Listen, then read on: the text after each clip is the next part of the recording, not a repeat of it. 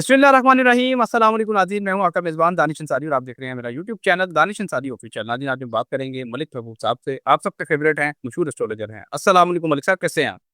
वालेकुम अस्सलाम। अल्लाह का शुक्र है। दानिश भाई, आप बताएं कैसे हैं? अल्हम्दुलिल्लाह मलिक साहब, मैं भी ठीक हूँ। मलिक साहब, प्रोग्राम का आगाज़ आज हम कुछ ऐसी खबरों से नहीं करेंगे कि इतने लोग जो हैं यहाँ पे हलाक हो गए, इतने इलाके तबाह हो गए, इतने वारशिप्स, इतने एयरक्राफ्ट तबाह हो गए, बल्कि आज की खबर ये है कि अमेरिका ने ईरान को नाकाबिले तस्ख़ीर करार दे दिया है। और ये मैं हवा में बात नहीं कर रहा, ये बात की है 18 अमरीकी इंटेलिजेंस एजेंसियों की मुश्तरका रिपोर्ट में। उन्होंने ये कहा है कि बड़े पैमानों पर हमलों से भी ईरान में रजीम चेंज मुमकिन नहीं है। यानी कि उन्होंने सर खुद ईरान को नाकाबिले तस्ख़ीर करार दे दिया है। आप क्या देख रहे हैं सर? आपने ये बताया था कि ईरान जब रिटेलिएट करेगा, अटैक करेगा, अमेरिका का नुकसान होगा, जो ईरान है वो सरेंडर नहीं करेगा। सर, अब अमेरिका ने खुद ईरान को नाकाबिले तस्ख़ीर करार दिया है। आप भी कुछ ऐसा ही समझते हैं? क्या सितारे भी यही बताते हैं जो ये रिपोर्ट्स बता रही हैं इंटेलिजेंस एजेंसियों की? असल में दानिश भाई, बात ऐसी है कि ये मामलात मज़ीद अभी 7 दिन तक और ख़राब रह सकते हैं और ऐसी रिपोर्टें आएँगी कि आप खुद हैरान और सरप्राइज़ हो जाएँगे कि क्या हमने ईरान को क्या समझा था और ईरान क्या निकला। इनके पास मिसाइल और ये वो तो अलग है, लेकिन इनके अंदर जो डिटर्मिनेशन है, जो जज़्बा है, वो सबसे ज़्यादा स्ट्रॉन्ग है, जिसकी वजह से ये अभी तक सर्वाइव कर गए। मेरे ख़्याल से 11-12 कंट्री, और आज जहाँ मैंने सुना है, जहाँ तक कि इनके बहरीन के साथ भी ताल्लुकात बहुत ज़्यादा ख़राब हो गए और वहाँ से भी अटैक होना शुरू हो गया।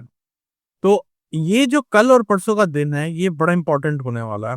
वजह ये है कि मून स्कॉर्पियो से ट्रांज़िट करेगा और स्कॉर्पियो के साथ वो जिस ट्राइन में आएगा, वहाँ पे बहुत सारे प्लैनेट कॉन्फ्लिक्ट का शिकार हैं। तो ये जो एक नई लहर होगी, खुदा ना खास्ता, धमाकों की, या ऐसे जो ये लोग बमबारी वगैरह कर रहे हैं, ये बहुत खतरनाक हो सकती है। कोई नई डेवलपमेंट आ सकती है दुनिया में कि कोई बहुत बड़ी बात हो गई है जैसे। ऐसी चीज़ों का सामना करना पड़ सकता है दुनिया में। इसके अलावा एक बात आप ज़हन में रखिएगा कि ईरान पीछे नहीं हटने वाला। चाहे ये जंग 2 महीने रहे, 6 महीने रहे या साल रहे। अलबत्ता जैसे मैंने आपको कहा है कि 15 के बाद, 15 मार्च के बाद इन चीज़ों में कमी आनी चाहिए और आएगी इंशाल्लाह। और अगर खुदा ना खास्ता नहीं आती तो फिर मेरे पास अल्फाज़ नहीं है। Okay sir. अच्छा सर, एक बड़ी खबर ये है कि ईरान के जो सस्ते और कम कीमत मिसाइल्स और ड्रोन्स हैं, उन्होंने अमेरिका और इसराइल की जो बड़ी खेप थी, ज़ख़ीरा था उनके मिसाइल्स का, ड्रोन्स का, हथियारों का, उसमें जो है सर कमी लाना शुरू कर दी है। अब एक खबर सामने आई है कि अमेरिका ने इसराइल को फौरी बुनियादों पे जदीद किस्म का असला हथियार देने का फैसला किया है, क्योंकि इसराइल के पास मिसाइल्स जो हैं उनमें कमी आना शुरू हो गई है। इसके अलावा अमेरिकन गवर्नमेंट ने फैसला किया है कि वो फौरी तौर पर अपने हथियारों की जो प्रोडक्शन है उसको 4 गुना तेजी से बढ़ाएंगे। सर, ईरान के हवाले से दावा किया जा रहा था कि चंद दिनों में ईरान की जो सलाहियत है मिसाइल फायर करने की, रिटेलिएट करने की, वो कम हो जाएगी। लेकिन सर, यहाँ पे तो उल्ट हो रहा है। यहाँ पे जो मिसाइल्स इसराइल और अमेरिका के पास हैं, उनका ज़ख़ीरा कम पड़ गया है, उनको टैकल करने के लिए ईरान के जो मिसाइल ला रहे हैं। आइंदा आने वाले दिनों में जंग की सिचुएशन क्या वाक़ई जिस तरह हमें दिखाई दे रही है, पलटती जा रही है और ईरान के हक में जाती जा रही है? क्या ऐसी ही रहेगी, या फिर जो उनका ज़खायर हैं दोबारा बढ़ जाएँगे, उनकी प्रोडक्शन बढ़ जाएगी और दोबारा से वो अटैक करेंगे?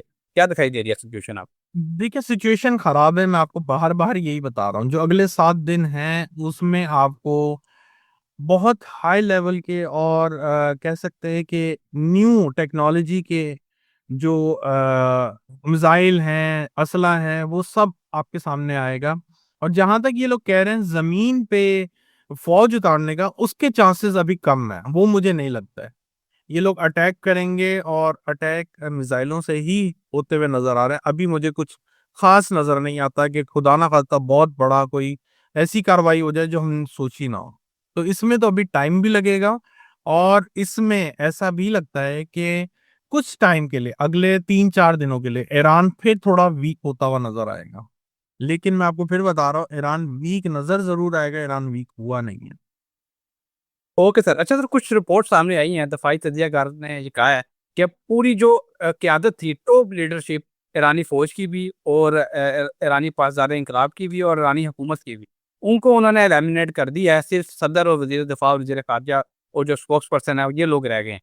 वो ये कह रहे हैं दफ़ाई तजज़ियाकार और अमेरिका खुद भी ये क्लेम कर रहा है, डोनाल्ड ट्रम्प ये कह रहे हैं कि अब जो नई क़यादत है, जो उनके जानशीन है, हम इनको भी चंद दिनों में एलिमिनेट करने जा रहे हैं। सर, खुदा ना ख़ास्ता, ज़ाहिर है आप ये कई दफ़ा क्लियर कर चुके हैं कि ज़िंदगी और मौत के फ़ैसले अल्लाह करता है, मैं इस बारे से प्रेडिक्शन नहीं करता। लेकिन मैं ये जानना चाहता हूँ, सितारे क्या बता रहे हैं? क्या जो टॉप लीडरशिप है, उनके लिए फिर से कोई खतरा हो सकता है? क्योंकि अभी 3-4 दिनों तक तो ये लोग महफूज़ रहे हैं। इन पे किसी हमले में जाँ बाक होने की अल्हम्दुलिल्लाह कोई ऐसी कोई खबर सामने नहीं आई। आइंदा दिनों में भी क्या ऐसी खबर नहीं आएगी? मैंने आपको उस टाइम भी बताया था, जैसे ही सोलर इक्लिप्स आया था, ये जो पॉलिटिकल लीडर हैं, वर्ल्ड के लीडर्स हैं, इनके ऊपर मसाइल बढ़ गए। और देखें वो पहला वाक़या यही हुआ कि उनकी शहादत की खबर आ गई, लेकिन अब जैसे-जैसे हम आगे बढ़ते जाएँगे, इसमें दुनिया में डिप्रेशन आएगा, पॉलिटिकल लीडर खतरे में हैं, लेकिन उतने नहीं जितने पहले थे। तो मुझे बहुत कम चांसेस लगता है, खुदा ना ख़ास्ता ऐसा वाक़या वापस हो। लेकिन जैसे मैंने आपको बहुत शुरू में कहा था कि ईरान में शहादतें बहुत नज़र आती हैं, बहुत ज़्यादा मतलब बहुत ज़्यादा, इसमें लोगों की शहादतें भी हैं, ये सिर्फ़ लीडर्स की बात नहीं कर रहा हूँ मैं। Okay sir. अच्छा सर, अगला क्वेश्चन बड़ा इम्पोर्टेंट है। हमने देखा है कि ईरान ने जो आबरें हरमुज़ बंद की है, उसके बाद ना सिर्फ़ अमेरिका बल्कि पूरी दुनिया में पेट्रोल और डीज़ल का जो एनर्जी सेक्टर है ख़ास तौर पे वो ज़्यादा मुतासिर हुआ है। पाकिस्तान में पेट्रोल और डीज़ल की कीमत 55-55 रुपए बढ़ा दी गई हैं। लेकिन सर एक हैरानकुन चीज़ ये हुई है कि इंडिया में इसका कोई भी असर नहीं हुआ, बल्कि रिपोर्ट सामने आई है कि इंडिया के जो ज़खायर हैं वो बढ़ते चले जा रहे हैं। पेट्रोल और डीज़ल के वो अपने ज़खायर को मज़ीद बढ़ा रहे हैं और वहाँ पे उनका कोई इरादा नहीं है ये कीमतें बढ़ाने का। सर ये हमारी हुकूमत ने ये ज़ुल्म किया है अवाम के साथ। लोग पिट रहे हैं कि भई हमारा जो कारोबार है इस पे चलता है, पेट्रोल डीज़ल पे, हमारा निजी सेक्टर इस पे चलता है। बिज़नेसमैन पिट रहे हैं।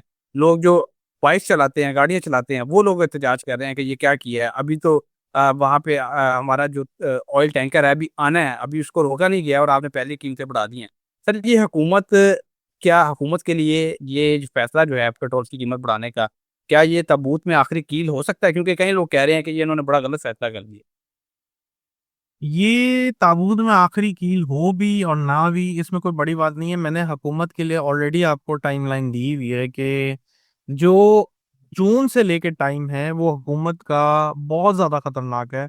इनफैक्ट मार्च भी इनके लिए कोई आसान नहीं है। ये जो इन्होंने महँगाई की है, ये भी मैंने आपको बहुत पहले बता दिया था कि मैं अप्रैल में एक्सपेक्ट कर रहा हूँ पाकिस्तान में बहुत महँगाई आने वाली है। और उसके अलावा जो क्रूड ऑयल और एनर्जी सेक्टर के बारे में, ये भी मैं 1 डेढ़ महीने से बोल रहा था कि क्रूड ऑयल मुझे बहुत ऊपर जाता हुआ दिख रहा है। ये दोनों चीज़ें आपके सामने ऐसे ही हुई हैं। अलबत्ता ये है कि मैं एक्सपेक्ट नहीं कर रहा था कि मार्च के अंदर ही पाकिस्तान में इतनी महँगाई हो जाएगी, लेकिन आपको इसके रिज़ल्ट ये बोलेंगे बेशक लेट में, लेकिन रिज़ल्ट अभी से ही महसूस होंगे। और दूसरी बात मैंने जैसे कहा है कि खुदा ना ख़ास्ता पाकिस्तान जितनी जगहों पे इन्होंने एग्रीमेंट किए हैं, एमओयू साइन किए हुए हैं, जैसे सऊदीया हो गया, अफ़गानिस्तान के साथ आप ऑलरेडी एक मसाइल का शिकार हैं, और खुदा ना ख़ास्ता इंडिया भी आ गया और फिर गज़ा के साथ भी आपने वो जो एग्रीमेंट साइन किए, तो ये पाकिस्तान की अवाम पे इस पे बहुत ज़्यादा बोझ आएगा इन सब चीज़ों का। नो डाउट लॉन्ग टर्म में पाकिस्तान के लिए बेहतरी हो सकती है, लेकिन शॉर्ट टर्म में पाकिस्तान की अवाम, पाकिस्तान की इकॉनमी, ये बहुत ज़्यादा डैमेज होते हुए नज़र आ रहा है मुझे। ओके सर, बहुत शुक्रिया सर, आपने अपने कीमती वक़्त में से कुछ वक़्त निकाला और इतनी ज़बरदस्त प्रेडिक्शंस हमारे साथ शेयर की। इंशाल्लाह नेक्स्ट प्रोग्राम में भी ऐसे ही दिलचस्प टॉपिक के साथ दोबारा पेश होंगे। अगली वीडियो तक के लिए मुझे और मलिक महबूब साहब को इजाज़त दीजिए। अल्लाह हाफ़िज़।